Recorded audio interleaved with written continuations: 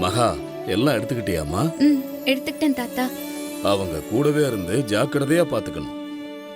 சரிங்க தாத்தா. இவ போறதே எனக்கு பிடிக்கல, இதுல இவ அவங்கள ஜாக்கிரதையா பாத்துக்கணுமா?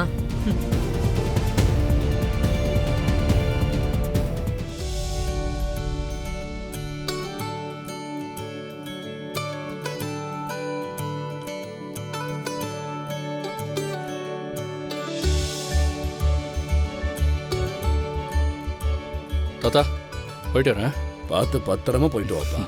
பாட்டி 2 நாள் உங்களை பார்க்காம எப்படி இருக்க போறேன்னே தெரியல. டேய், கூட திவ்யா வரப்போறா, இதுல என்ன ஞாபகம் வச்சுக்க போறியா?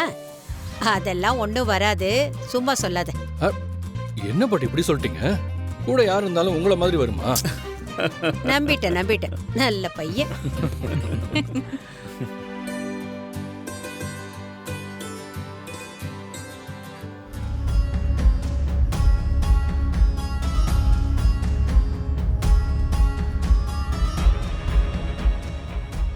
சொல்லுங்கம்மா.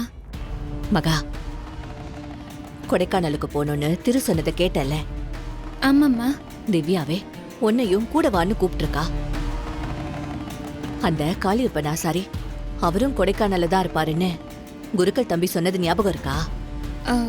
இருக்குமா. நான் வேணா அந்த கொலுசை தரேன், நீ அவர் அங்கேயே பார்த்து இது எந்த கோவில சேர்ந்த கொலுசுன்னு கேட்டுட்டு வந்துடுறியா?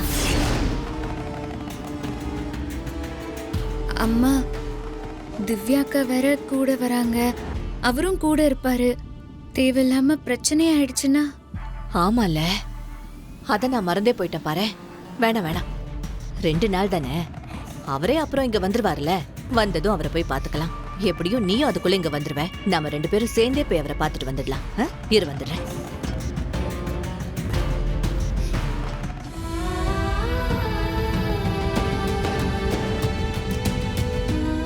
என்ன மன்னிச்சிருங்கம்மா. நான் கொடைக்கானல் போறதே ஆசாரிய எப்படியாவது பார்த்து அவர்கிட்ட உண்மையை சொல்லிடாதீங்கன்னு தடுக்கிறதுக்கு தான்.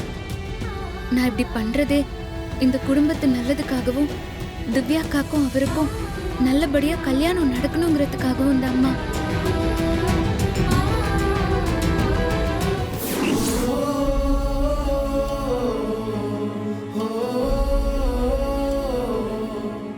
நான் வரேன்மா.